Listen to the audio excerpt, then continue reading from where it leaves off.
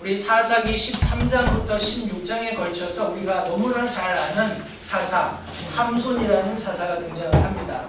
오늘은 특별히 사사기 15장 6절 한 절 말씀을 읽고 나서 우리 삼손의 이야기는 아까 말씀드린 것처럼 13장부터 16장까지 굉장히 광범위하게 걸쳐서 이렇게 성경이 나타나고 있기 때문에 제가 그것을 두 부분으로 나누어서 각각 다른 주제를 가지고 성도님과 좀 말씀을 나누고자 합니다. 먼저 사사기 15장 16절 제가 하나님의 말씀을 받들어 읽고 잠시 기도한 후에 하나님의 말씀을 나누도록 하겠습니다.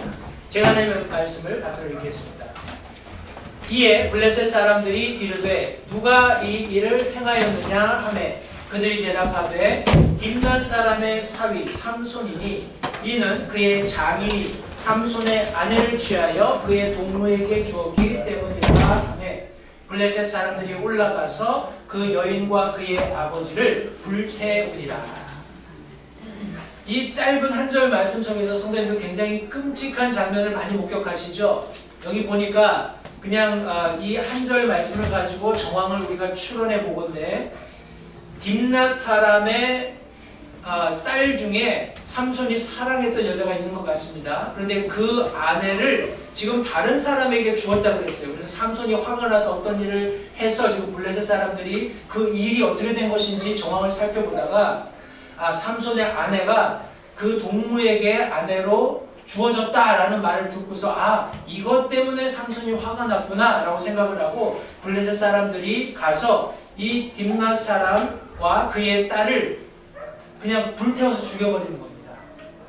오늘날 이런 일이 있으면 큰일 나겠죠. 그러나 이 사사 시대에는 우리 사사기 전체에서 언급되고 있는 그런 이스라엘 백성의 어떤 상태뿐만 아니라 주변에 있는 모든 민족들도 자기 소견에 옳은 대로 행하는 그런 악습 속에 있었다는 것을 저희들이 엿볼 수 있습니다.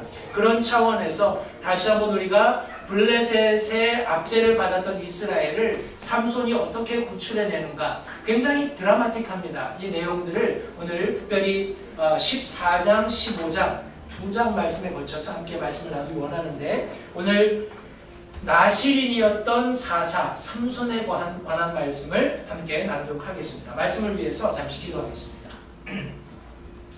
하나님 감사합니다. 오늘 복된 주일을 저에게 허락하시고 다시 한번 사랑하는 성도들을 한자리에 불러 모아주셔서 우리에게 하나님을 예배함으로써 하나님과 내가 무슨 관계가 있는지를 다시 한번 점검할 수 있는 이 귀한 예배 시간을 허락해 주신 것을 감사드립니다.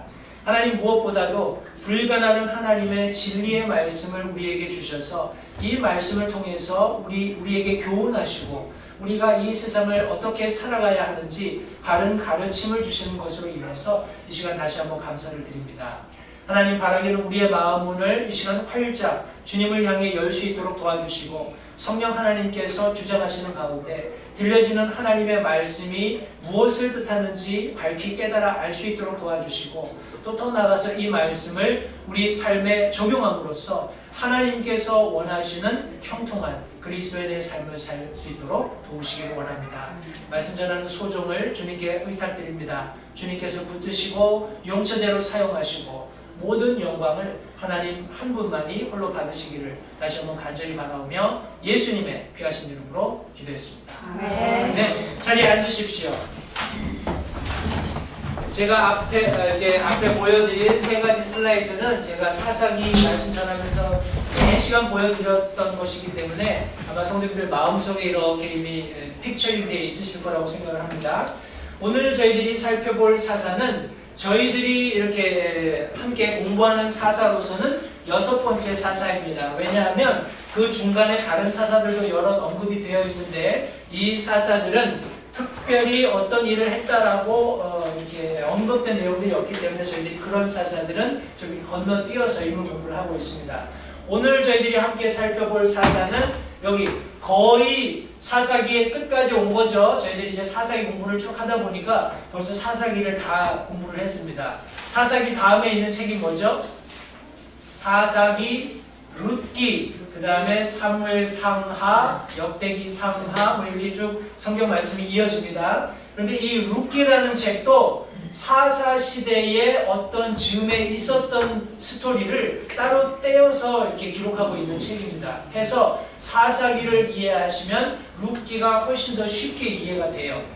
그러니까 그 룻기의 발단 과정은 이제 이스라엘 땅에 극심한 가뭄이 있었기 때문에 이 한 가장이 자기 두 아들과 아내를 데리고 이제 모압 땅으로 뭐라고 하나요? famine, 기근을 이제 피하기 위해서 이렇게 탈출하는 과정에서 일어나는 일들을 묘사하고 있습니다. 다시 돌아와서 이제 다윗 왕이 출생하게 된 그런 혈통이 만들어지는 그런 과정들을 좀 설명하고 있는데, 어찌되었건 이제 사사기가 거의 끝나고 있는데 그 끄트머리에 있는 아주 굵직한 사사, 우리 삼손에 관한 이야기를 오늘 제가 살펴보겠습니다. 삼손이 있었던 시대는 우리 블레셋 사람들이 이스라엘을 핍박하던 그런 시기였습니다. 그래서 그 정도만 참고하시면 될 것 같고요. 블레셋 사람들의 앞자에 있던 이스라엘을 구원하기 위해서 하나님께서 사사였던 삼손을 일으키시게 됩니다. 특별히 사사들은 여러 뭐라고 하나요? 이스라엘이 이제 하나님께로부터 받은 그런 적과 꿀이 흐르는 가나안 땅에 이스라엘 백성들이 들어가서 이제 지파대로 배분을 받게 되는데, 사사들이 우리 등장해서 이스라엘을 구출했다라고 했을 때 일반적으로 사사가 나와서 전체 이스라엘을 통치한 것이 아니라 좀 국지적으로 부분적으로 이렇게 사사들이 이스라엘을 구원한 것을 저희들이 계속해서 살펴보고 있습니다. 우리 북쪽에서 한창 그런 일들이 있었기 때문에 저희들이 북쪽에 있었던 여러 사사들을 살펴보았습니다. 그리고 지난 시간에는 특별히 우리 누구인가요? 사사 입다를 통해서 강의 동편에 있었던 우리 갓 지파에게 속한 우리 그 동네 이름이 뭔가요? 갑자기 생각이 안 나네. 길르앗을 중심으로 해서 일어났던 그런 일들을 저희들이 함께 살펴보았습니다. 근데 우리 삼손이라는 사사는 이쪽 남쪽에, 여기 보시면 소라가 있고요. 소라 옆에 라마 이쪽으로 베들레헴, 여기 예루살렘, 베델 다 모여 있는데, 유다와 여기 베냐민, 에브라임 단지파가 있는 이런 어떤 뭐라고 할까요? 접경 지역에서 일어나는 그런 사건을 묘사하고 있습니다. 우리 삼손은 단지파에 속해 있어요. 우리 단지파가 굉장히 조그만데 제가 나중에 이걸 좀 큰 사진으로 보여드리면서 지역적으로도 조금 설명을 더 드리겠습니다. 특별히 좀 남쪽 지역에서 일어난 일들이고, 블레셋은 우리 통상 우리 이방 민족들이 어떻게 위치해 있는가를 설명할 때 블레셋 사람들은 이쪽 지중해를 끼고 있는 이 해변으로 이렇게 자리를 잡고 있습니다. 여러분 출애굽할 때 기억나시죠? 하나님께서 이쪽 밑으로 가면 이집트 땅입니다. 이집트 땅에서 블레셋 길로 인도하셨으면 굉장히 쉽게 인도하실 수 있으셨지만, 그렇게 하시지 않은 이유는 이스라엘 백성들이 전쟁을 보면 뜻을 돌이키고 되돌아갈까 염려하셨기 때문에 모세를 통해서 이렇게 멀리 우리 사막을 가로지르고 홍해를 건너고 하는 일련의 과정을 통해서 그들이 하나님을 신뢰하게끔 하심으로써 우리 남쪽으로부터 이스라엘 땅을, 이 가나안 땅을 점령하게 하셨다고 성경이 말씀하고 있습니다. 그래서 블레셋은 이쪽 지중해를 끼고 남쪽으로 자리 잡고 있었고, 지금 이 시대는 아까 설명드린 대로 이 블레셋에 의해서 이스라엘 백성들이 위협을 받고 있었던 그런 시기였다고 이해하시면 되겠습니다. 자, 이것은 이스라엘이 가지고 있었던 어떤 사이클이었을 뿐만 아니라 우리 삶에서도 똑같습니다. 성도님들, 하나님께서 우리가 범죄했을 때 이 범죄를 우리에게 자각시키기 위해서, 깨닫게 하시기 위해서 부득불 어떤 압제 속에서 고난받게 하세요. 근데 그런 시간을 짧게 하려면 어떻게 하면 됩니까? 우리가 회개해야죠. 그죠? 회개하게 되면, 하나님 앞에 간구하게 되면 하나님께서는 언제든지 우리의 기도를 들으시고 우리 사사기에서는 사사를 보내셔서 이스라엘을 구원해 주십니다. 그러면 비로소 우리가 안식을 얻게 되는 거예요. 이 사이클은 우리 사사기에서 우리가 얻을 수 있는 교훈일 뿐만 아니라 우리 개개인의 인생 속에서도 쉽게 발견되는 진리입니다. 성도님들, 우리가 범죄했을 때 다윗이 하나님의 마음에 합한 그런 주의 종이었지만 그가 하나님의 마음에 합한 자라는 것을 가장 명확하게 증명하는 것은 그가 범죄했을 때 즉시 하나님께 간구했다는 겁니다. 다시 말해서 이스라엘 백성들처럼 어리석게 타민족의 압제 속에서 고난당하는 기간을 막 늘리지 않았다는 겁니다. 오늘 성경 말씀에 보시면 우리 이스라엘 백성들은 블레셋 사람들에게 자신들의 범죄로 인해서 40년이라는 긴 기간 동안에 압제를 당했다라고 성경이 말씀하고 있어요. 어리석은 겁니다. 고난을 짧게 하려면 내 삶을 되돌아보고 하나님 앞에 범죄한 것이 있을 때 그 즉시로 간구하면, 회개하면, 하나님의 도움을 구하면 하나님이 우리를 구원하셔서 안식을 얻게 된다는 것을 다시 한번 성경 말씀을 통해서 기억할 수 있게 되시기 바랍니다. 오늘은 제가 말씀드린 대로 우리 나실인이었던 사사의 이야기, 삼손에 관한 이야기를 드릴 텐데, 제가 소주제로 삼은 것이 딥낫 사람의 사위 삼손입니다. 딥낫 사람의 사위 삼손. 성도님들, 저와 여러분들은 구원받은 그리스도인들입니다. 하나님의 사람들입니다. 세상 사람들과 구별된 사람이에요. 그런 의미에서 저와 여러분들도 나실인이라고 설명드릴 수 있겠습니다. 우리 민수기 6장 말씀에 보시면 나실인에 대한 규례들이 쭉 나옵니다. 제가 이후에 조금 더 구체적으로 설명을 드리겠습니다만, 본질적으로 나실인이라고 하면 나를 하나님을 섬기는 일을 위해서 구분한다라는 그런 의미가 있어요. 내 삶을 떼어서 거룩하게 구분한다. 근데 그 당시에, 우리 이스라엘 당시에 우리 구약 말씀, 특별히 민수기에서 언급된 나실인이 언급됐을 때, 성도님들 기억하시는지 모르겠지만 이스라엘의 12지파 중에서 한 지파는 태어나면서부터 하나님을 섬기도록 이렇게 구별된 지파가 있었습니다. 혹시 기억나세요? 누구죠? 레위인입니다. 그죠? 레위인들은 하나님께서 특별히 성별하셔서 그들은 하나님의 성막을 섬기는, 모세와 아론의 형제들을 섬기는 그런 일들을 하도록 특별하게 임무를 부여하신 지파였습니다. 그 지파 이외에 누구든지 나도 하나님을 섬기고 싶습니다. 나도 어떤 목적에서 내 삶을 구분해서 하나님을 위해 드리고 싶습니다 하는 사람들은 그렇게 할 수 있도록 나실인의 규례라는 것을 성경이 언급해 두고 있습니다. 성도님들 기억하십시오. 성경 공부를 열심히 한다든지, 전도를 열심히 한다든지, 아니면 특별히 교회 일에 열심을 낸다든지, 그거는 목사님이 하시면 되지, 그거는 저 자매님이 하면 되지, 그거는 저 형제님이 하면 되지. 우리 쉽게 그렇게 생각을 하거든요. 그런데 우리가 성숙한 그리스도인이라면 예수님 믿고 성령이 내주하시면서 하나님을 향한 뜨거운 열정이 우리 마음에 막 일어나게 되면 나도 모르게 나도 저렇게 좀 하고 싶다. 나도 좀 저렇게 좀 말씀을 좀 잘 알았으면 좋겠고, 나도 저렇게 교회 좀 푸짐하게 열심히 다니면서 열심히 헌신하고 봉사했으면 좋겠다. 그런 마음이 있게 된다는 겁니다. 그럴 때 여러분 잊지 마십시오. 우리도 그렇게 자원할 수 있다는 거예요. 하나님, 내가 그렇게 하고 싶습니다. 나를 받아주십시오. 여러분들이 평생 그렇게 하실 수 없다면 우리 나실인의 규례에서는 일정한 기한을 두고 그렇게 하라고 했습니다. 1년이면 1년. 그렇기 때문에 독주나 포도주를 마시지 않고 그 기간 동안에는 또 머리도 깎지 않고 또 사체로 인해서 부정하게 되지 않는 그런 규례들을 특별히 언급을 하고 있습니다. 근데 그와 동일한 규례들이 오늘날 믿는 그리스도인들에게도 적용될 수 있다는 것을 성도님들 잊지 마십시오. 그런 나실인이 얼마나 놀라운 특권입니까? 그런데 우리가 오늘 읽었던 본문 말씀에 보시면 사람들이 이 삼손을 뭐라고 부르냐 하면 딥낫 사람의 사위다 라고 부릅니다.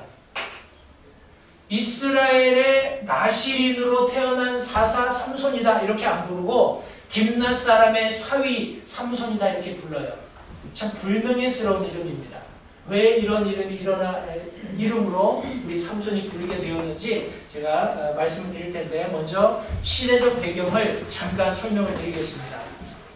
제가 말씀드렸던 것처럼 이 이스라엘 백성들이 지금 삼손을 맞이하게 되는 이 시대는 이스라엘의 범죄로 인해서 40년 동안 블레셋 사람들의 손에 넘겨져서 압제받고 있었던 그런 시대입니다. 선생님들, 40년이 말이 쉬워서 40년이지 얼마나 깁니까? 그죠? 40년이라는 긴 기간 동안에 제가 어젠가요 그제 집에서 영화를 하나 봤는데, 말모이라는 그런 영화입니다. 혹시 보셨어요? 일본의 압제하에서 한글 학회에 있었던 구성원들이 우리 뭐라고 하나요? 한국 고유의 방언들을 다 수집해서 이제 한글 사전을 편찬하려는 그런 일들을 일본 사람들이 알고 그것을 아주 그냥 막 못하게 방해한 그런 과정에서 오는 그런 사건들을 좀 기록해 놓은 것인데, 그 말모이의 뭐라고 하나요? 그것을 주관을 했던 사람의 아버지가 이제 친일로 돌아선 거예요. 마음이 친일은 아니겠죠. 일제가 너무 압박을 하니까 부득이하게 창씨 개명을 하고 일본에 충성하겠다고 이렇게 맹세를 했던 것 같은데, 이제 이분이 나중에 아들하고 다투는 가운데 그런 얘기를 합니다. 야, 우리가 일본에게 지금 이렇게 지배를 당하고 있는 것이 30년이다. 우리에게 희망이 있냐? 우리에게 소망이 있냐? 이 정도 됐으면 우리 정신 차리고 일본에게 잘 충성 봉사하는 것이 옳은 길이다. 이렇게 이야기를 해요. 근데 아들은 아버지와 맞섭니다. 아버지가 나에게 가르쳐준 것과 다르지 않냐. 아버지가 나에게 가르쳐준 것은 우리 한글을 보존하면서 우리 민족적인 어떤 정신을 우리가 지켜야 된다 이렇게 가르쳤는데 왜 아버지 그것을 지키지 않느냐. 성도님들, 30년이라는 기간, 지금 성경은 자료같이 40년 동안 이스라엘 백성들이 이런 무지함 속에서 자기들이 왜 그런 고난을 당하는지도 모르는 가운데 있었다라고 말씀하고 있습니다. 그런데 그때 우리 마노아라는 사람이 지금 성경에 등장을 합니다. 성경 우리 13장 말씀해 보시면 2절 말씀에 소라 사람으로 단 지파의 가족에 속한 자 가운데 마누아라는 이름의 어떤 사람이 있더라. 그의 아내가 수태하지 못함으로 아이를 낳지 못하더니 라고 설명하고 있습니다. 선생님들 참 뭐라고 얘기할까요? 예수님의 시대와 굉장히 흡사합니다. 우리 구약의 마지막 성경인 말라기부터 우리 신약의 처음 성경인 마태복음이 기록되는 그 기간 동안에 우리 한 400년의 우리 암흑기가 있다고 얘기를 합니다. 우리 암흑기라고 얘기하는 이유는 하나님께서 말씀하시지 않는 겁니다. 하나님께서 침묵하실 때 우리 그런 시기를 암흑기라고 얘기하는데, 저 여러분도 마찬가지죠. 하나님이 우리에게 말씀하시지 않으면 우리 인생이 참 칙칙한 어둠과 같은 그런 인생을 살 수밖에 없는 겁니다. 근데 그런 기간 동안에 그런 암흑기를 지나면서 그들에게 빛을 선사하신 그런 사건이 뭐냐 하면 바로 마리아에게 주의 천사장 가브리엘이 나타나서 너 복받은 자여 하면서 수태고지하는 그런 장면입니다. 여러분 기억하시죠? 내가 아들을 낳을 것인데 그의 이름을 예수라 하라. 여기 보니까 소라에 살았던 단이 속해 있던 지파의 동네 이름이 소라라는 동네가 있는데, 거기에 마누아라는 사람의 아내를 주의 천사가 찾아갑니다. 왜냐하면 이 집에 아이가 있어야 되는데 성경 말씀에 의하니까 그의 아내가 아이를 낳지 못하는 그런 상황에 있었어요. 해서 천사가 그를 찾아가서 네가 아들을 낳게 될 거야 하면서 그 아이가 모태에서부터 하나님께 구별된 아이가 될 것이다 하는 그런 이야기를 해줍니다. 다시 말해서 신약 성경과 다른 시대이지만 수태를 고지해주는 그런 사건이 일어나게 됩니다.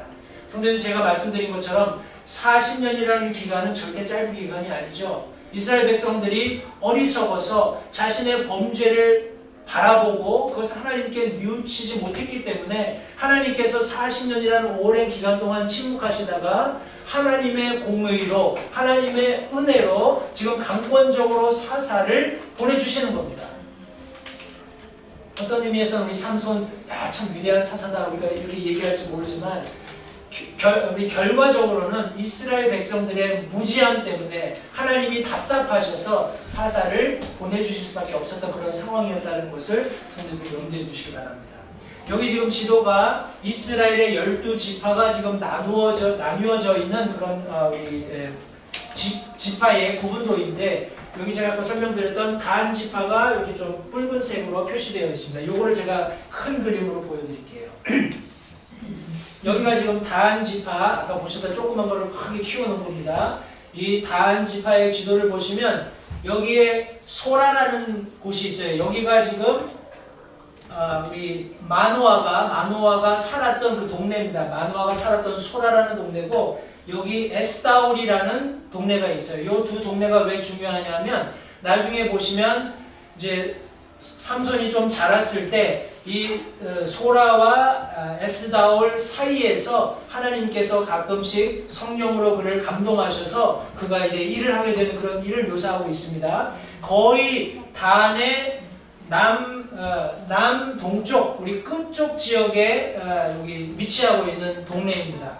이 동네가 왜 지리적으로 중요한지를 제가 나중에 조금 우리 입체 지도를 가지고 조금 설명을 드릴게요. 우리 딥낫이라는 동네는 여기가 지금 이렇게 산으로 이렇게 둘러싸여 있습니다. 이렇게 여기가 이쪽도 산지고요. 우리가 아는 것처럼 예루살렘 있는 그 위치는 좀 고지잖아요. 이쪽으로 이렇게 산지고요. 이렇게 산지고 이렇게 산이 둘러싸여 있습니다. 산을 이렇게 돌아가면 요 옆에 있는 동네가 딥낫이에요. 딥낫인데 이쪽부터는 다 평야입니다. 평야니까 여러분들 기억하실지 모르겠지만 우리 삼손이 나중에 화가 나가지고 여우 300마리를 잡아가지고 꼬랑지에다가 불꽃쟁이를 다 집어가지고 밭으로 보내서 막 그냥 밭을 다 태워버리는 그런 사건이 나옵니다. 제가 이따가 좀 설명을 드릴 텐데, 그런 사건이 일어날 수 있는 이유도, 또 그것 때문에 블레셋이 화가 난 이유도 이쪽이 다 평야이기 때문에 그래요. 평야에 불이 붙으면 얼마나 잘 타겠습니까? 그것도 추수 때인데 그죠? 화가 단단히 나겠죠. 그래서 삼손을 뒤쫓아오는 겁니다. 그래서 소라, 에스다올, 그리고 이쪽 산 모퉁이 돌아서면 딥낫, 여기 뭐 포도원도 많고 뭐 밭도 많고 쭉 다 평야입니다. 그런 지역적인 것을 좀 참고해 두시면 이게 배경을 이해하시는데 훨씬 수월하시라고 했습니다. 그런 지도를 머리에 좀 넣어 놓으시고요. 우리 마노아의 아내에게 찾아온 우리 주의 천사가 무엇을 말씀하셨는지를 같이 한번 보겠습니다. 우리 3절부터 5절 말씀을 요약해 보면, 태어날 아이가 나실인으로 태어나면서부터 하나님께 드려진 아이가 되었기 때문에 몇 가지 지켜야 할 규례가 있다라고 설명을 하고 있습니다. 그 규례 3가지가 무엇인고 하니, 여기 5절 말씀을 보시면 죄송합니다. 4절부터 보시면 주위에서 포도즙과 독주를 마시지 말며 부정한 것은 아무것도 먹지 말지니, 보라 내가 수태아의 아들을 낳으리라. 그의 머리에 삭도를 대지 말지니 그 아이는 모태에서부터 하나님께 바쳐진 나사르 사람이 되리라. 우리 나실인으로 우리 통상 우리 개혁성경이 설명을 하고 있는데 나사르인이 되리라 라는 그런 말씀을 여기 해주고 있습니다. 포도즙과 독주, 부정한 것을 먹지 말고 삭도를 대지 말고, 제가 앞서 설명드렸던 신명기, 민수기 6장 1절부터 21절 말씀해 보시면 동일하게 나실인의 규례가 나오는데, 포도주나 술, 독주를 마시지 말고, 머리를 자르지 말고, 사체나 무덤에 의해서 자신을 더럽히지 말 것을 우리 나실인의 규례가 명령하고 있습니다. 이것을 동일하게 주의 천사가 우리 삼손의 어머니에게 전달해주는 장면을 성경이 말씀하고 있습니다. 제가 여기 밑에 적어놨네요. 아까 말씀드린 대로 나실인은 거룩하게 된다 혹은 분리한다 그런 의미를 가지고 있습니다. 해서 이런 몇 가지 규례들을 가지고 자신을 거룩하게 구분하는 그런 또 원리들이 있다는 것을 이해하시기 바라요. 성도님 생각해 보십시오. 우리 40년 동안 블레셋에 계속 압제를 당해오는 과정 가운데 지금 산골에 살고 있었던 마누아의 아내가 밭에서 열심히 일을 하고 있다가 주의 천사를 만난 겁니다. 밑도 끝도 없이 모르는 사람이 나타나서 야, 네가 이제 아들을 낳게 될 건데 이 모태에서부터 성별됐어. 그러니까 나시린의 규례를 지켜야 돼. 이런 얘기를 들었을 때 아마도 야, 내가 너무 못 먹고 허기져서 헛것을 본 것이겠거니 생각을 하고 남편한테 가서 투덜투덜 얘기를 합니다. 그 내용이 6절에 나오는데, 이에 그 여인이 가서 자기 남편에게 보여 이르되 하나님의 사람이 내게 왔는데 그의 용모가 마치 하나님의 천사의 용모 같아서 심히 두려우므로 그가 어디서 왔는지 내가 묻지 못하였고 그도 자기 이름을 내게 말하지 아니하였나이다. 이렇게 얘기를 합니다. 그러니까 남편이 마누아라는 사람이 그 말을 듣고 보니까 이거를 믿어야 될지 말아야 될지 고민이 됐습니다. 그래서 이제 하나님께 요청을 합니다. 하나님, 내가 이 아이가 태어나면 어떻게 이 아이를 가르쳐야 될지 모르겠으니까 다시 한번 주의 천사를 보내주십시오. 이렇게 부탁을 합니다.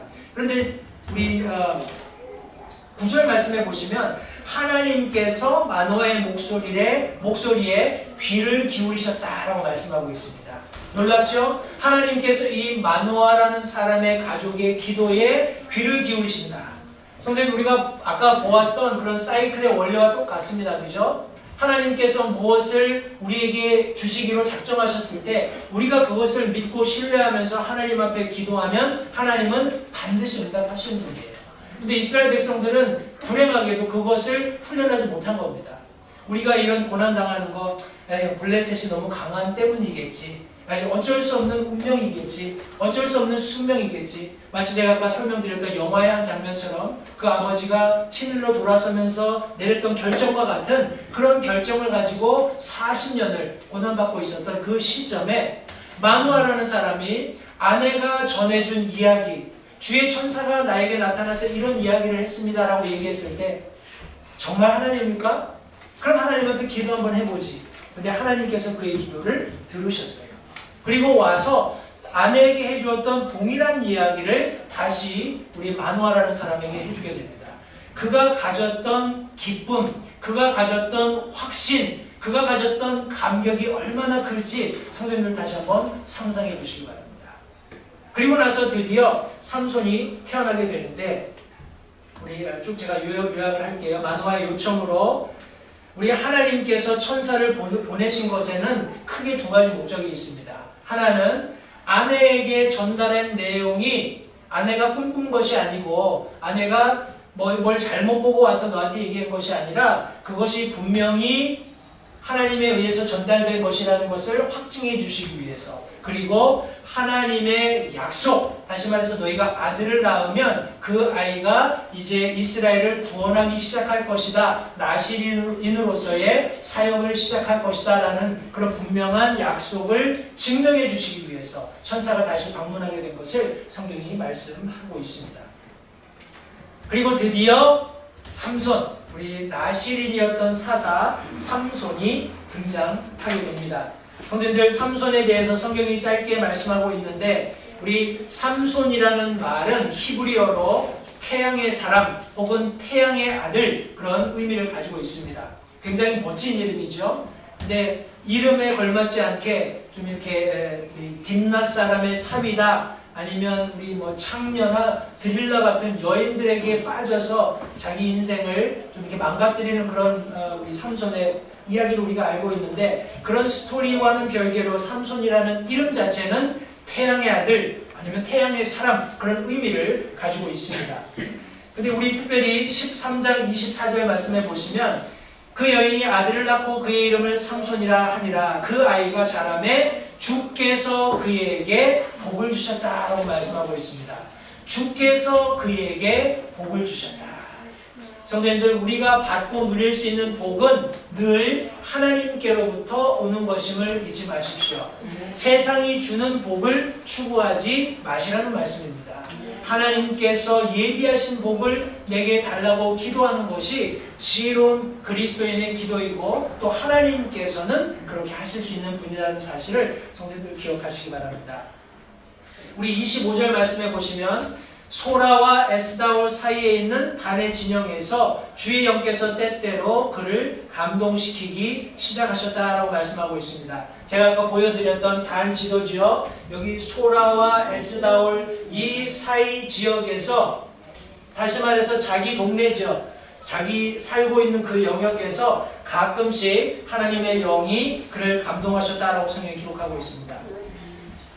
제가 이 말씀을 읽으면서 참 어찌 보면 저 자신을 돌아보게 되는 그런 말씀이기도 했습니다. 그런데 그리스도인이 그러면 안 되죠. 왜냐하면 우리는 성령께서 내주하고 계시잖아요. 그죠? 구약시대와 달리 신약시대에는 우리 고린도전서 말씀에서처럼 너희가 알지 못하느냐라고 사도 바울이 책망할 정도로 고린도 교회 성도들이 무지했어요. 우리가 값을 치르고 하나님의 소유가 된 것, 그리고 성령이 우리 안에 거하시는 것을 우리 자신은 알아야 합니다. 아멘? 우리는 하나님의 소유이고 하나님의 영이 우리 가운데 거하셔요. 다른 말로 이야기하면 구약시대와 달리 우리가 원하기만 한다면 우리는 하나님의 성령의 인도하심을 늘, 매일, 매순간 받을 수 있다는 겁니다. 그죠? 근데 불행하게도 삼손은 자기 동네에 있으면서 가끔씩 성령의 인도를 받았다고 말씀하고 있어요. 성령의 움직임을, 성령의 감동시키심을 받았다고 말씀하고 있습니다. 혹시 우리는 그런 그리스도인이 아닌가? 내가 있는 좁은 영역에서 가끔씩 하나님의 일을 하고 싶어하고 하나님께 예배드리고 싶어하고, 혹시 그런 삼손의 그런 믿음 어린 시절의 그런 신앙을 우리는 살고 있지 않은가? 저 자신을 돌아보게 되었습니다. 성도님들 기억하십시오. 우리는 구원받은 그리스도인이고 엄밀한 의미에서 구약 성경이 말하고 있는 것과는 전혀 차원이 다른 나실인으로서 성별된 사람들입니다. 물론 나실인이라는 성경적인 의미로서 부르심을 받아서 완벽하게 그 나실인의 역할을 감당하신 분은 유일하게 한 분밖에 계시지 않습니다. 누구인가요? 바로 예수 그리스도십니다. 하나님을 향해서 철저히 구별되셨고 그 목적을 완전하게 성취하신 유일하신 분이 예수 그리스도십니다. 저와 여러분들은 여러 면에서 예수 그리스도를 뒤쫓는 삶을 살고는 있지만 삶의 여러 면에서 실패하는 경우들이 종종 있습니다. 그러나 잊지 말 것은 하나님께서 뜻하시면, 하나님께서 우리를 주장하시면 우리에게 요구하시는 모든 사역들을 주님의 능력으로 이룰 수 있다는 사실을 다시 한번 기억하시면서 우리 하나님의 말씀을 통해서 우리 도전받는 그 귀한 시간이 되시기를 바랍니다. 우리 두 번째로 하나님의 간섭에 관한 말씀을 조금 살펴보겠습니다. 이게 하나님의 간섭 혹은 하나님의 섭리입니다. 하나님이 어떻게 이런 삼손을 통해서 이스라엘을 구원하시기로 결정하시는가 하는 그런 과정들을 좀 설명을 드리기 원하는데, 여기 참 재미있는 것이 삼손이 우리 16장 이후에도 16장까지 나와 있는 삼손의 여러 가지 그런 일화들을 살펴보면 다 여자와 관련된 겁니다. 우리 삼손이 나실인이었고 우리 뭐라고 하나요? 우리 삼손과 관련된 그런 스토리들을 보면 삼손을 다 근육질의 이렇게 멋있는 남자로 묘사를 해요. 근데 모르겠습니다. 삼손이 진짜 어떻게 생겼었는지는. 그러나 우리 삼손이 그래서 그런지 모르지만 여자들에게 인기가 많았을 것 같고, 또 삼손 자신도 여자에게 굉장히 관심이 많았던 것 같습니다. 여기 보니까 이방 여인이었던, 다시 말해서 블레셋 여인이었던 우리 딥낫 사람에게 두 딸이 있었는데 그 언니를 좋아했던 것 같습니다. 그래서 부모님을 조릅니다. 그 내용이 우리 14장 1절부터 3절까지 쭉 설명이 되어 있습니다. 내가 딥낫에서 블레셋 사람의 딸들 가운데 한 여자를 보았사온즉 이제 나를 위하여 그녀를 데려다가 아내로 주소서라고 부모님께 요청을 합니다. 성도님들, 이런 부탁을 가령 성도님들이 여러분들의 자제로부터 받았다면 어떻게 하시겠습니까? 구원 안 받은 이렇게 세상 우리 아이인데 나 저 여자가 마음에 들니까 저 여자랑 결혼하기 위해서, 그러면 뭐라고 하시겠어요? 우리는 이미 성경 말씀에 의해서 어떻게 결혼이 성립되는가 하는 것을 원리적으로 잘 알고 있습니다. 그죠? 우리 믿는 자와 믿지 않는 자가 우리 멍에를 같이 맬 수 없다는 아주 기본적인 원리에 의해서 믿는 사람은 믿는 사람과 결혼하는 것이 성경적인 원리입니다. 부모님들도 그것을 알고 있었어요. 우리 마노라와 그의 아내도 그것을 알고 있었습니다. 그래서 삼손이 하나님께서 나실인으로 주셨는데 하나님께 성별된 아이가 되어서 하나님을 영화롭게 하는, 하나님께 영광 돌리는 삶을 살아야 하는데 이제 결혼할 나이쯤 되니까 이 밑도 끝도 없이 블레셋 여자를 데려다가 아내로 달라 이렇게 요청을 하는 겁니다. 그래서 부모님이 이야기를 합니다. 아니 이스라엘 중에 여자가 없어서 왜 하필이면 블레셋 여자냐? 네가 이스라엘 여자와 결혼을 해서 하나님께 영광을 돌리고 그런 결혼 생활을 해야지 어떻게 블레셋 여자를 나에게 요구를 하느냐? 라고 이야기하는데 삼손이 자기 뜻을 꺾지 않습니다. 저 여자가 나를 기쁘게 합니다. 나는 저 여자랑 결혼을 하겠습니다. 우리 성도님들 간혹 이제 그런 저도 이제 신학교에 있을 때 그런 교수님들 이야기를 자주 듣습니다. 교수님들이 어떻게 얘기를 하냐면 자기가 가르치던 학생들 중에 어떤 학생이 와가지고 자기가 안 믿는 사람과 결혼을 하겠다 이렇게 이야기를 하는 학생들이 있대요. 그러면은 그렇게 하지 말라고 조언을 해주는데 이 아이들이 누구를 자꾸 예를 들냐면 내가 아는 어떤 유명한 목사님 아니면 내가 아는 아주 특출난 교수님 이런 분들도 소시적에 안 믿는 사람을 만나가지고 잘 그 사람을 이렇게 양육해가지고 지금 그렇게 훌륭한 목회도 하고 교수도 하고 그렇게 한다. 그러니까 혹시 아느냐? 나도 그렇게 될 수 있지 않을까? 그러니까 안 믿는 사람을 내 배우자로 맞이해서 그 사람 교회 잘 데리고 와서 구원도 받게 하고 그런 일이 전혀 없다고 제가 말씀드린 것은 아닙니다. 왜냐하면 삼손을 통해서 하나님께서 그런 일을 하기 원하셨기 때문에 그런 여지가 있다는 것을 인정은 합니다만 일반적인 그리스도인의 삶 속에서 하나님께서는 성별된 삶을 원하세요. 다시 말해서 그리스도인은 그리스도인들과 믿는 사람들은 믿는 사람들과 결혼하는 것이 옳다라고 저희들에게 가르치고 있습니다. 제가 이 말씀을 드리는 이유는 하나님께서 삼손이 이방인 여자를 향해서 막 불타는 그런 어떤 애정의 마음을 연인의 마음을 갖게 하신 이유는 블레셋을 치기 위한 목적이 있으셨기 때문이다 라고 성경이 말씀하고 있기 때문에 그렇습니다. 우리 14장 4절 말씀에 보시면 그러나 그의 아버지와 어머니는 우리 아버지와 어머니가 뭐라고 했습니까? 야 블레셋 여자와 결혼하지 말고 이스라엘 여자 중에서 우리 아내를 맞이하면 어떻겠냐? 라고 이렇게 권면했었던 그런 우리 삼손의 아버지와 어머니를 말씀하고 있는 겁니다. 그것이 다시 말해서 삼손이 이방 여자와 결혼하려고 하는 것이 주께로부터 나왔음을 알지 못하였고 또 그때에 블레셋 사람들이 이스라엘을 지배하였으므로 그분께서 블레셋 사람들을 칠 기회를 찾고 있었음을 알지 못하였다라고 말씀하고 있습니다. 이제 삼손의 어떤 굽히지 않는 의지 때문에 어쩔 수 없이 이제 삼손의 부모님이 삼손과 함께 딥낫으로 갑니다. 옆 동네로 가요. 산길을 돌아서 갑니다. 산길을 돌아서 가는데 딥낫 동네에 이르렀을 때 포도원을 지나게 되는데 아마도 부모님과 이렇게 다르게 길을 갔던 것 같아요. 근데 사자가 어르렁하고 이제 어린 사자, 성경의 말씀에 의하면 우리 어린 사자입니다. 젊은 사자예요. 그러니 혈기가 왕성하고 어진간하면 사람 한두를 찢어 죽이는 것은 아무 일도 아닐 겁니다. 그런데 사자가 울부짖는 것을 보고 6절 말씀에 주의 영께서 그에게 강하게 임하셨다라고 말씀합니다. 그래서 마치 어린 염소를 찢듯이 우리 성경 말씀에 의하면 맞죠? 염소 새끼를 찢는 것 같이 사자를 찢어서 죽이게 됩니다. 그리고 그것을 부모님에게 숨기는 일이 일어난 것을 성경이 말씀하고 있습니다. 그리고 나서 그 여자와 대화하는 과정 가운데 그 여자가 자신을 매우 기쁘게 했어요. 그래서 세리스파이 한 겁니다. 부모님께 이제 여자를 보여준 겁니다. 보여주고서 자기가 너무 흡족해서 이제 부모님과 함께 다시 돌아갔어요. 그리고 나서 이제 내려오는 길에 8절 말씀해 보면 얼마 뒤에 삼손이 그 여자를 이제 아내로 취하기 위해서 내려옵니다.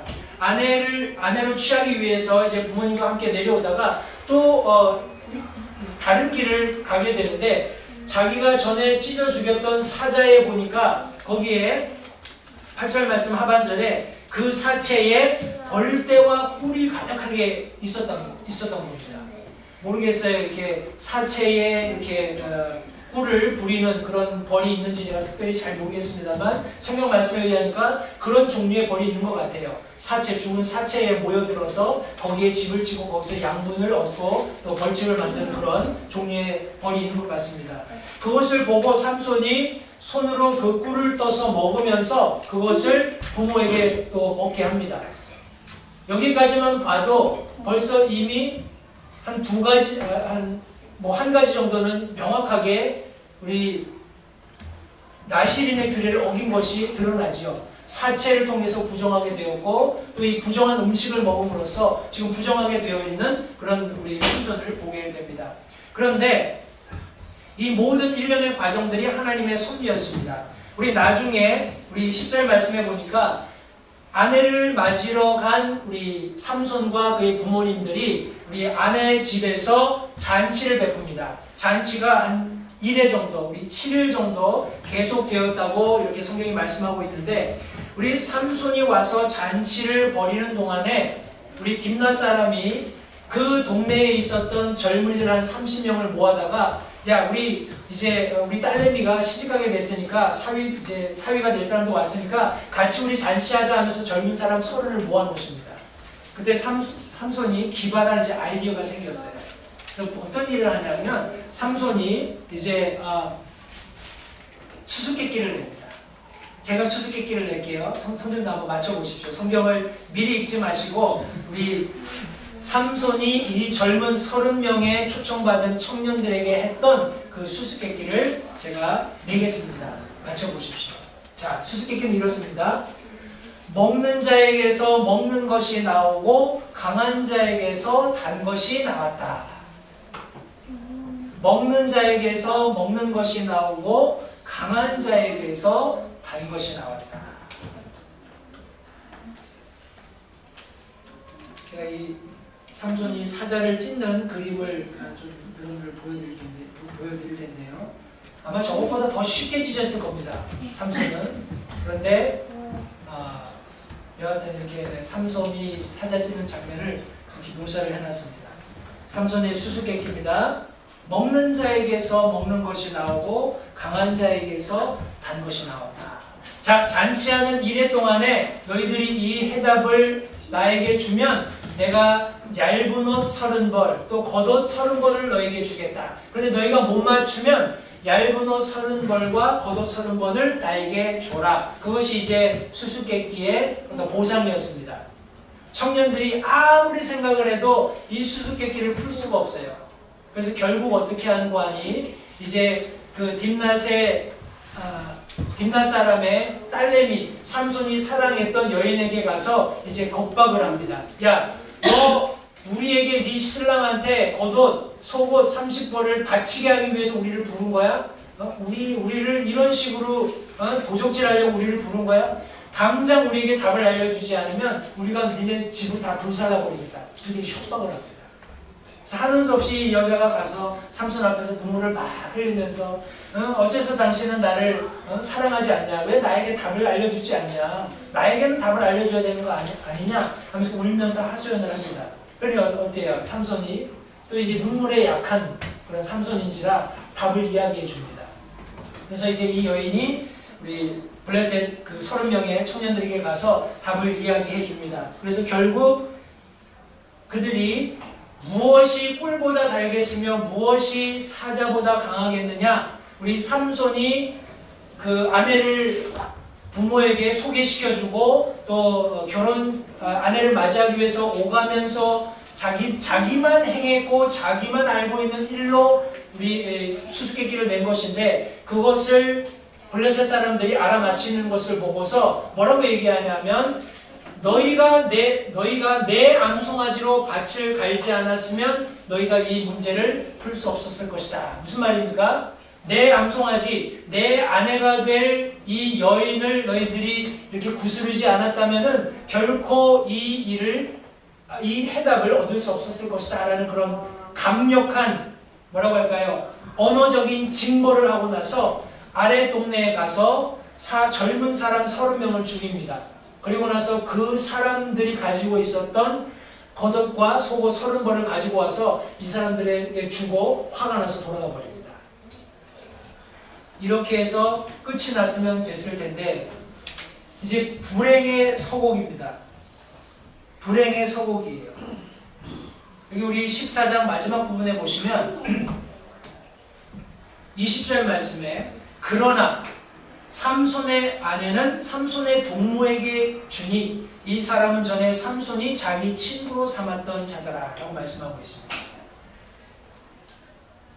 그 딥낫 사람의 입장에서 삼손이 저렇게 화가 나서 아래 동네에 가서 사람들을 다 죽이고 지금 옷을 막 흩뿌리고 부모님을 데리고 돌아갔다면 이제 삼손과의 우리 큰딸과의 결혼 얘기는 끝난 거다 이렇게 생각을 했을 거예요. 그죠? 그리고 15절 말씀에 보니까 그 동무에게 아내로 줍니다. 그런데 15장 1절 말씀에 이게 웬일입니까? 삼손이 얼마 뒤에 수확할 때가 되어서 염소 새끼를 질질질질 끌고 아내를 맞이하러 옵니다. 성도님들 상상이 가십니까? 지금 삼손의 부르짖음이라는 우리 세 번째 페이지 마지막으로 가서 제가 빨리 요약을 하겠습니다. 아니 그렇게 화가 나서 돌아가는 삼손을 보고 우리 큰딸의 이제 혼인길은 막혔다 생각을 했기 때문에 삼손의 친구였던 다른 청년에게 그 딸을 아내로 준 거예요. 그리고 났는데 얼마 안 지나서 이제 추수할 무렵이 됐는데 저기 보니까 삼손이 염소를 끌고 떨렁떨렁 오는 겁니다. 이 딥낫 사람의 심정이 어땠을까요? 쿵쾅쿵쾅쿵쾅 뗐을 겁니다. 삼손이 와가지고 하는 얘기가 자 이제 내가 내 아내에게 들어가게 허락해달라 이렇게 이야기를 합니다. 이 딥낫 사람이 그 딸의 방을 막고서 뭐라고 얘기하냐면 나는 정말로 네가 그녀를 철저히 미워하는 줄 생각했기 때문에 그녀를 네 동무에게 주었다. 내 딸에게 여동생이 있는데 그 아이가 더 이쁘니까 왜 그 아이를 아내로 맞이하지 않겠느냐라고 세컨 초이스를 줍니다. 삼손이 어떻게 됐을까요? 우리가 앞에서 살펴본 바에 의하면 삼손이 굉장히 다혈질이었죠. 불같이 화가 났습니다. 그러면서 뭐라고 얘기하는 거 아니? 나를 허물하지 마라.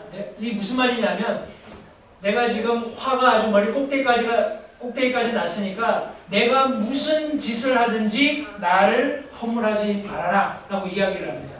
그리고 나서 이제 어떻게 하냐면 밭에 나가서 여우를 300마리 잡습니다. 한 마리 잡기 너무 힘든데 어떻게 300마리를 잡았는지 모르겠어요. 300마리를 잡아서 여우를 2마리씩 꼬리를 묶습니다. 꼬리를 묶고 나서 그 꼬리 사이에다가 불꽃쟁이를 이렇게 꼽는 거예요. 그리고 나서 2마리 여우 그 꼬랑지 꽂은 불꽃쟁이에다가 이제 불을 지펴가지고 이때가 언제라고요? 지금 15절 1절 말씀에 보니까 밀 수확할 때입니다. 곡식들이 잘 여물었겠죠? 그리고 잘 여물은 나달들은 이제 물기가 없기 때문에 불이 붙으면 잘 탑니다. 뭐 다른 것도 마찬가지겠죠. 포도나무 밭이며 무화과며 모든 올리브며 모든 것들이 잘 결실을 맺고 있는 그런 즈음에 지금 삼손이 여우 300마리니까 150쌍이죠. 150쌍의 여우 그 꼬랑지에다가 불꽃쟁이를 꽂아서 불을 지펴서 밭으로 그냥 쫓아보내는 겁니다. 여우가 얼마나 빠른지 아시죠? 그리고 여우가 굉장히 이 시야가 넓잖아요. 그죠? 근데 지금 내가 가고자 하는 방향으로 못 가는 겁니다. 왜냐하면 다른 여우가 자기를 땡기잖아요. 근데 동물들의 천적인 불이 지금 뒤에서 막 쫓아옵니다. 꼬랑지 사이에. 내가 빨리 달리지 않으면 뭐 불타 죽을 판이에요. 죽기 살기로 아마 그 밭 사이를, 농작물 사이를 뛰어다녔을 겁니다. 피해가 상상해 가세요. 150 쌍에 꼬리가 묶여서 불을 단 여우들이 그냥 내달리는 겁니다. 아까 말씀드렸던 평야지대로 내달리는 거예요. 아무 이유 없이 불타는 밭을 바라보는 블레셋 사람들이 얼마나 화가 났을지 한번 상상해 보십시오. 블레셋의 곡식단들이 불이 나는 것을 보고 블레셋 사람들이 화가 나서 6절 말씀해 보니까 누가 이 일을 행하였느냐 하며 지금 그 불의 근원지가 되는 곳으로 찾아온 겁니다. 그때 사람들이 딥낫 사람의 사위 삼손이 여차저차해서 불을 낸 거다 라고 설명을 합니다. 그때 우리 6절 하반절 말씀해 보시면 블레셋 사람들이 올라가서 그 여인과 그의 아버지를 불태웠다 라고 말씀하고 있습니다. 그런데 성도님들, 이것으로 끝난 것이 아니에요. 삼손의 분노가 이것으로 끝나지 않았습니다. 아 그래, 딥낫 사람이 내 딸을 나에게 주기로 했는데 나를 속이고 내 친구에게 자기 딸을 내 아내 될 사람을 아내로 줘버렸다. 이것이 화가 나서 지금 그렇게 불 붙이고 나서 아직도 화가 안 풀린 겁니다. 블레셋 사람들이 그 사람과 그 사람의 딸을 불태워 죽였다는 이야기를 듣고도 삼손은 화가 이렇게 사그러들지 않았어요. 그리고 7절 말씀해 보니까 너희가 이 일을 행하였을지라도 내가 너희에게 원수를 갚으리니 그 뒤에 내가 멈추리라 하면서 8절 말씀에 블레셋 사람들을 사정없이 쳐서 크게 사륙하고 내려가서 에단 반석 꼭대기에 거했다라고 말씀하고 있습니다. 엄청난 사륙이 벌어졌습니다. 블레셋 사람들을 향한 엄청난 사륙이 벌어졌어요. 그러면서 에단 반석에 있을 때에 여기 지금 민족적인 갈등이 생깁니다. 어떤 일이 생기냐면, 아니 우리가 삼손이 화가 나게 되는 원인을 제거했는데 그 원인이 제거되었음에도 불구하고 삼손이 우리 민족들을 도륙했어? 야, 안 되겠다. 블레셋 사람들이 이제 무장하고 삼손을 잡기 위해서 에단 반석 근처로 모여드는 겁니다. 유다 지파가 있는 곳이에요. 그때 유다 지파에서 내려왔습니다. 그래서 블레셋 사람들에게 아니 어째서 이렇게 군대를 몰고 군대를 이렇게 거느리고 오셨습니까? 하니까 이제 블레셋 사람들이 설명을 하는 거예요. 여차저차해서 우리가 삼손을 좀 붙잡아 가야 되겠다. 그러니 어쩔 수 없이 지금 여기 유다 사람들이 이제 삼손에게 가서 자초지종을 설명하면서 야 이거 어쩌면 좋겠냐 이렇게 이야기를 하니까 삼손이 뭐라고 얘기하냐면 너희가 나를 덮치지 않겠다고만 이야기해라. 그러면 내가 결박당해서 블레셋 사람들에게 가겠다 이렇게 얘기를 하는 거예요. 어떻게 보면 갈등이잖아요. 유다 사람들이 여차해서 삼손을 그냥 억지로 잡으려고 했다면 삼손이 아마 유다 사람들을 해칠 수밖에 없는 상황이었을 겁니다. 그런데 감사하게도 우리 삼손이 너희들이 나를 덮치지 않겠다라고만 이야기를 하면 내가 결박당해서 블레셋 사람들에게 가주겠다라고 한 말을 믿고 서로 믿고 이 갈등을 잘 해결하는 그런 장면이 성경에 기록되어 있습니다. 결국 결박당한 채로 우리 삼손이 블레셋 사람들에게 넘겨집니다. 그리고 나서 어떤 일이 일어나는 거 아니? 우리 13절 말씀해 보시면 제가 마지막 부분입니다. 덮치지 아니하리라 라고 유다 사람들이 이야기하고 다만 너를 단단히 결박해서 그들 손에 넘겨주겠다 라고 이야기한 후에 세 줄 2개로 그를 결박해서 반석으로부터 그를 끌어내리고 우리 블레셋 사람들에게 넘겨줍니다. 14절에 삼손이 레히에 이르렀을 때에 블레셋 사람들이 그를 향해 소리 지를 때 주의 영이 삼손을 감동하십니다. 강력하게 감동하셔서 그의 팔 위에 줄들이 불탄 아마같이 돼서 그 결박이 이제 결속이 해지가 되는 거죠. 그리고 나서 이스라엘 백성들을 블레셋 사람들을 치게 되는 일이 일어나게 되는데 여기 지금 2가지 단어를 저희들이 주목해야 됩니다. 이 2가지 단어 때문에 제가 삼손이 부르짖는다라는 표현을 쓰게 되었는데 여기 보면 삼손이 나귀의 턱뼈를 들고 블레셋 사람들 1000명을 치게 됩니다. 이 나귀 턱뼈입니다. 근데 성경 말씀에 의하면 나귀의 새 턱뼈, 그러니까 죽은 지 얼마 안 돼서 아주 그냥 튼튼한 턱뼈입니다. 오래되면은 부스러질 수도 있을 텐데 나귀의 턱뼈인데 이 나귀의 턱뼈가 잡기 좋게 생겼죠. 이 아래에 있는 이 턱뼈가 여기 손잡이처럼 생겼습니다. 이 손잡이처럼 잡아서 아마 이쪽이나 이쪽으로 치는 그런 아마도 저렇게 잡고서 이제 블레셋 사람들을 쳐서 1000명을 도륙하게 되는 그런 장면이 나오는데 삼손이 나귀의 새 턱뼈를 잡고 1000명을 치고 나서 크게 부르짖습니다. 그 부르짖는 장면이 어디 나타나는 거 아니? 16절 말씀에 나타납니다.